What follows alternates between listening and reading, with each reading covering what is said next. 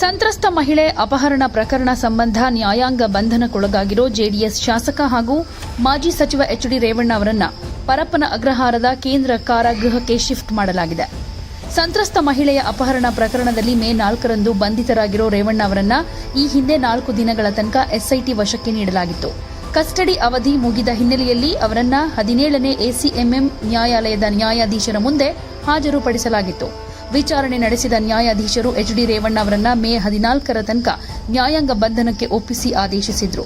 ಈ ಹಿನ್ನೆಲೆಯಲ್ಲಿ ಅವರನ್ನ ಪರಪ್ಪನ ಅಗ್ರಹಾರದ ಜೈಲಿಗೆ ಕರೆತರಲಾಗಿದೆ.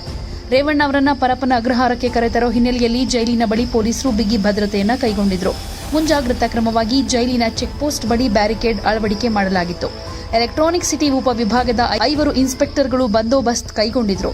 ಬ್ಯಾರಿಕೇಡ್ ಹಾಕಿ ಜೈಲು ರಸ್ತೆಯ ಸಂಪರ್ಕವನ್ನೇ ಬಂದ್ ಮಾಡಲಾಗಿತ್ತು. ತಂದೆ ಉದ್ಘಾಟನೆ ಮಾಡಿದ ಜೈಲಿಗೆ ಈಗ ಮಗ ಖೈದಿಯಾಗಿ ಹೋಗಿದ್ದಾರೆ. ಪ್ರಧಾನಿಗಳಾಗಿದ್ದಾಗ ಎಚ್.ಡಿ. ದೇವೇಗೌಡರು ಈ ಜೈಲನ್ನ ಉದ್ಘಾಟನೆ ಮಾಡಿದ್ರು. ಈಗ ಅದೇ ಜೈಲಿಗೆ ಮಗ ರೇವಣ್ಣ ಅತಿಥಿಯಾಗಿ ಹೋಗಿದ್ದಾರೆ, ಅದು ಕೂಡ ಖೈದಿಯಾಗಿ. ಸಂಜೆ 4:31 ಪರಪ್ಪನ ಅಗ್ರಹಾರದ ಜೈಲಿಗೆ ರೇವಣ್ಣ ಅವರನ್ನ ಕರೆತರಲಾಯಿತು.